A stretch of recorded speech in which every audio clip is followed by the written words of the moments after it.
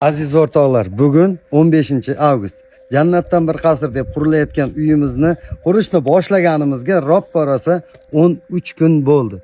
13 kun mobaynida mana shu ishlarimiz bo'lib o'tdi. Shoir opa, nima deysiz?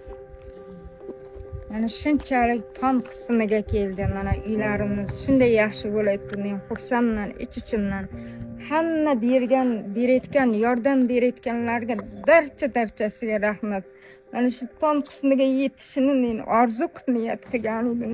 Berganlarning darchasiga rahmat. Meni qo'llab-quvvatlaganlarga hammalariga rahmat.